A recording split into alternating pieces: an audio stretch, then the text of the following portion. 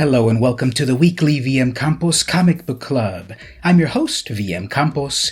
This is the podcast where I review a comic book, new or old, from my collection. And I tell you to get it or shred it based on the following factors: the cover art, interior art, plot, and enjoyability of the comic book on a scale of 1 to 5. This week I'm reading The X-Files, number -2, published by Topps Comics in 1996. For the free video version of the podcast, head on over to patreon.com/vmcampos. As usual, we'll start off with a little bit of background info. Now, personally, I loved The X-Files. When it debuted on Fox TV back in September 1993, I was shook, as the kids say. It started off with a based on actual events sort of disclaimer, which, you know how that's truthful.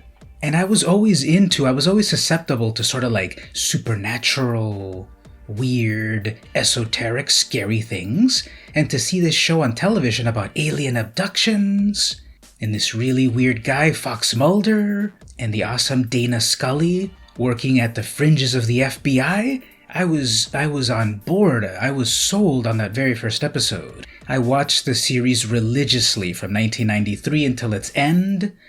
When did it end? 1999 or so? Yeah, because it ended before the supposed end of the world in the year... What was it? 2014? The end of the world? Anyway, it's all a blur now. But I would watch the show religiously. Spoiler alert, but when Mulder died, I died inside.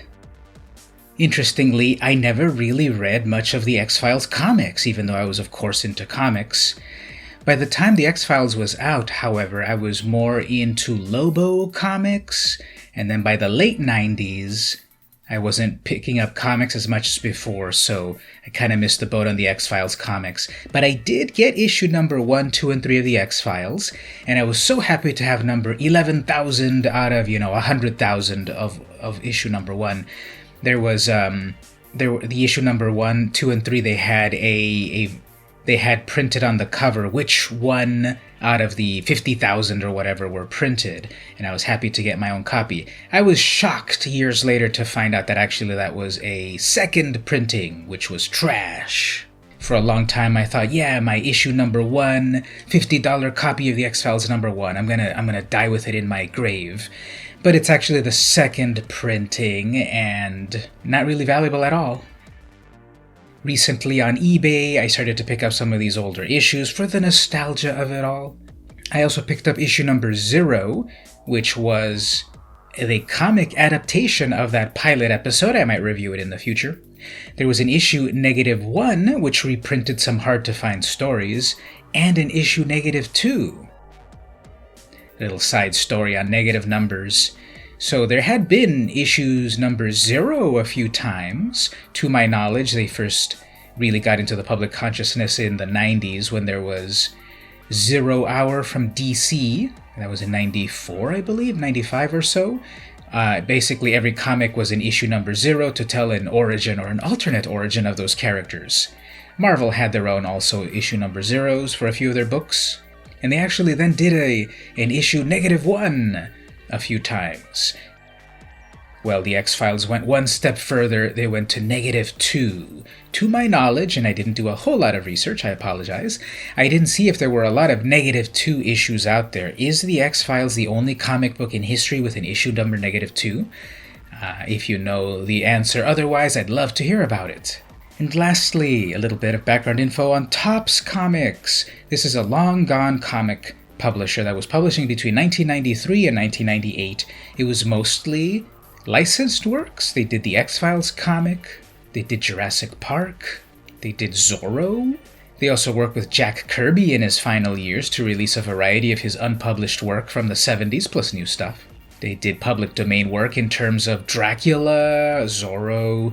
There were some original things. Lady Rawhide debuted in Zorro number 3, I believe, part of the bad girls craze of comic books in the 90s. What other original things? I think their licensed stuff is more memorable than their original stuff. In the X-Files, this was one of the only series that was published basically the whole run of the publisher. Everything else lasted very few amount of issues, and then everything just collapsed by 98, as did the comic book industry. They went back to publishing only trading cards, and now Topps Comics is a footnote in history. R.I.P. But that's what I'm reading this week, issue -2 of the X-Files, and this was published in 1996. I just love the concept of it, this like weird supernatural TV show having a comic doing weird things in that there's a negative issue #2. They did that also with their X-Files album, Songs in the Key of X. That actually also has negative tracks, which you can't really listen to nowadays, but you have to play your physical CD in a CD player capable of rewinding back from track #1. You would have to hold the rewind button back to go back, 5 minutes past track #1, and it would play a negative track on the CD. Oh, X-Files, I love you. Not to mention that there were also like hidden cards and stuff in the X-Files card game. Oh, X-Files. Anyway, let's get on with the review of the comic. Starting with the cover. I'm going to give the cover a 0 out of 5. No, just kidding. I'm going to give it... What do I want to give this? Okay, it's interesting. It's an interesting cover. It's black on black on black. Basically, it's a big black square. You can't see anything unless you angle the comic right at the right angle so that you can see, the X-Files logo. The X-Files logo is printed in black on a black cover. How much more black can this get? None more black. And it would have been perfect if everything else about the cover were also black, but the big, bold, red Topps logo is still visible in the issue number, and the X-Files created by Chris Carter in white, and the name of the 2 stories is still there. So, on the one hand, for it being like a pure black comic book cover, that's kind of cool, that's kind of fun, that's a 4 out of 5. For the art of it all, there's no art to look at, so that's a 0 out of 5, so you decide on the grade yourself.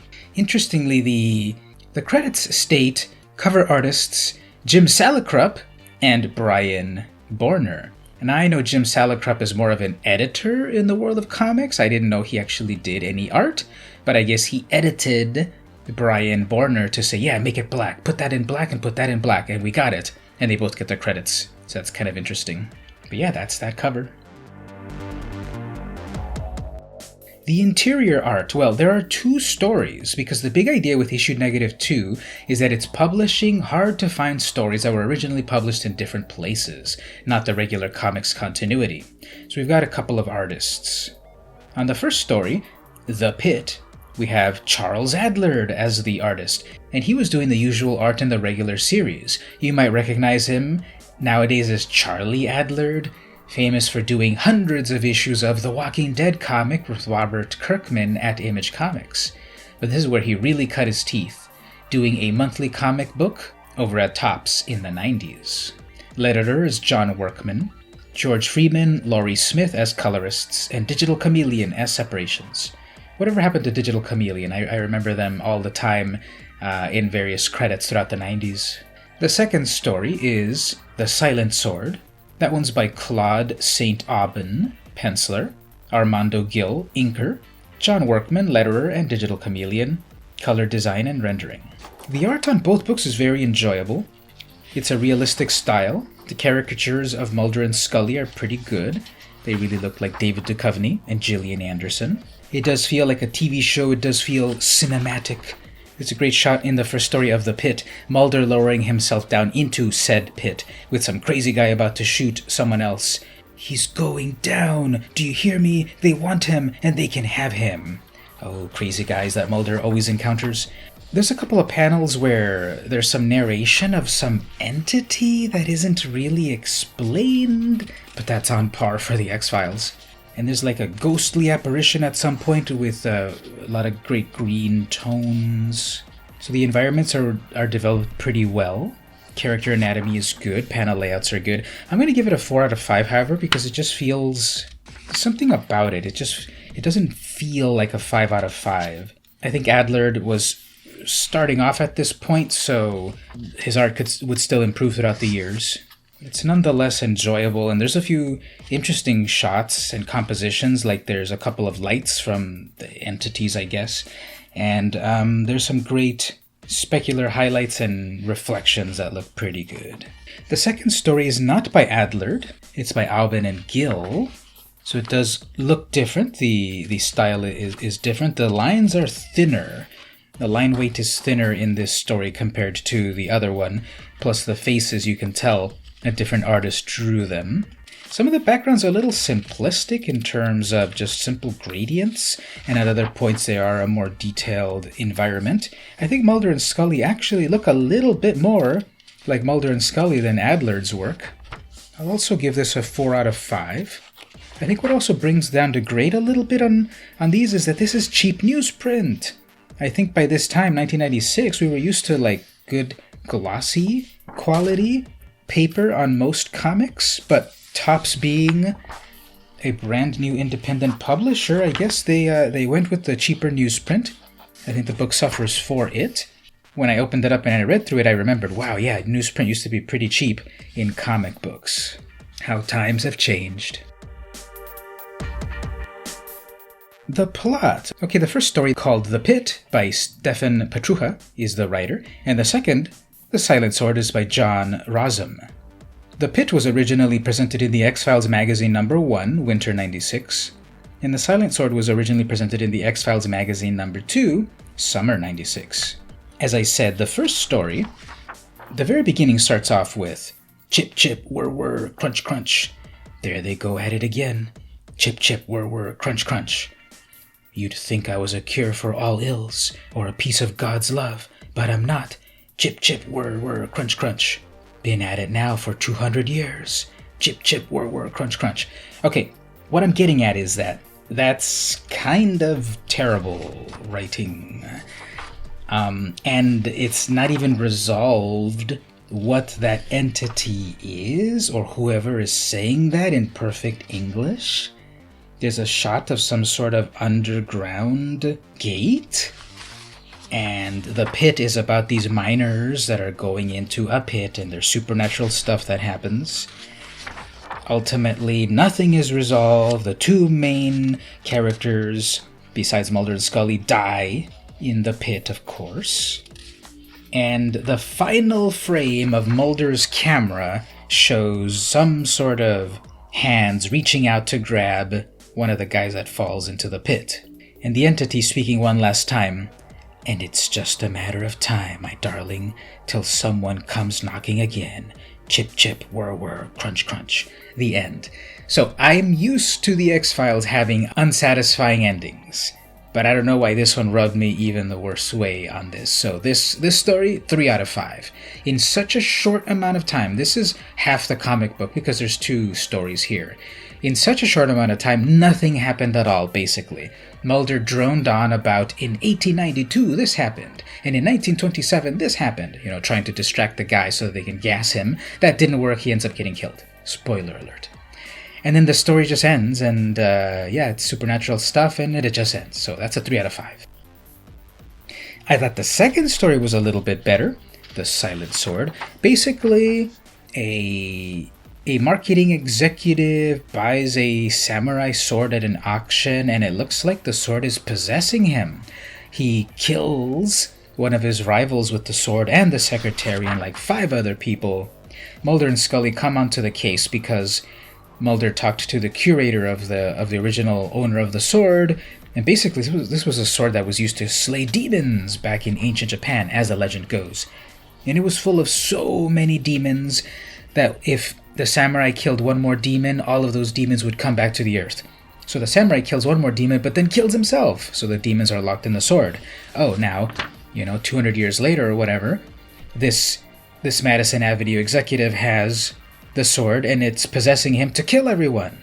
There's a really gruesome scene of when the cops burst in on him after he killed a maid, and her decapitated head and a pool of blood is there. He cuts off their arms in one swipe, and that's extremely bloody and shown and everything. Scully shoots him, of course. Crackshot Scully gets him. He retreats to the bathroom, where he commits seppuku.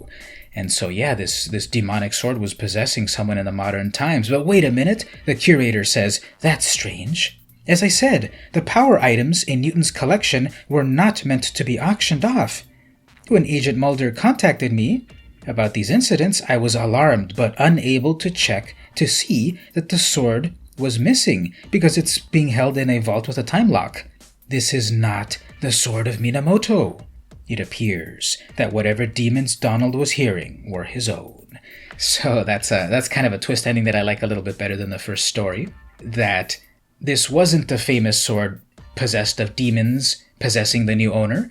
This was just a plain old replica sword, but whatever was driving that executive mad to kill everyone was in himself. Which reminds us that any of us could snap at any point. So this story, I'll give it a 5 out of 5. The enjoyability of the book. Well, balancing the cover, which I think on one hand is really cool and interesting, and it's a -2, plus the not great story number 1, plus the better number 2, I'm going to go with a 3.5 out of 5 for the full enjoyability of the book. It felt very short. It's even shorter than a regular comic, with 2 stories. One story that I didn't love, and the newsprint quality of the printing. So 3.5 out of 5, not bad. Middle of the road, not as bad as it could be. The nostalgia factor, this is a 5 out of 5. The X-Files, like I said, were one of the formative media that I consumed way back in the 90s. 1993, I was 15 years old, perfect for those stories, those supernatural, unanswered, scary stories that I would watch on Fox at night and then have bad dreams. So that's my rating for the enjoyability. Not great, not bad, somewhere in the middle. You're more on board if you're an X-Files fan, however, probably raising it to a 4.5 out of 5. But for most people, I'd say this is a 3.5 out of 5. And lastly, should you get it or shred it? That's my cheeky way of deciding, is it worth to buy the book? If it's a new book, to get it off the shelves, or if it's an old book, get it off of eBay. I'm gonna have to say shred it, and not literally, just don't get it. Don't get the book. If you're an X-Files fan, get the book. It's kind of cool to have your collection, to have issue number 1, then number 0, number -1, -2, which is what I currently have. So for the obsessive collector in me, yeah, I'm going to get this. I like the X-Files. I need to have it in my collection, that just the esoteric aspect of it, a number 2. But for a random casual comic book fan, don't get it. If you're not into the X-Files, you're going to be completely lost. It's way too little comic book for too much effort to go find a copy on eBay at a reasonable price. I think I got these at a reasonable price, although they can get really unreasonable just because getting this in a really high grade with a black cover is a little hard sometimes, and also the esoteric nature of it being -2. I saw some people trying to sell this for $40. But, things are worth what people will pay for, and I didn't pay $40 for one of these. I actually got it in a lot of books, 3 of them, where, to be honest, the seller really thought they were only selling me 2 comics, issue -1 and -2, but they were actually selling me 2 copies of -1. There were 2 in one of the bags and boards, and then 1 in the other. So I got a good deal off of that, and if you can get a good deal off of these, okay, get it. Otherwise, besides that, shred it. Thanks for watching the video version of the podcast. Don't forget to subscribe on YouTube to see all my comic book related stuff. Every month I do a comic haul where I recap everything that I bought this month and do a giveaway. You can actually win stuff by simply watching that giveaway. It's at the last week of every month. I also do videos on the top 10 whatever this and that, the top 10 gimmick covers, the top 5 WTH crossovers, etc. I also do videos on San Diego Comic-Con, cosplay, and the like. You can head on over to patreon.com/vmcampos to follow and be alerted to everything that I do, such as my weekly top comic book picks that I do live every Saturday morning at 11:30 a.m. Pacific Time. Hope to see you there on the next live broadcast, and we'll talk about the comics that are coming out that I think you need to know about. So don't forget to like, share, subscribe, comment, all that good stuff. I really appreciate it.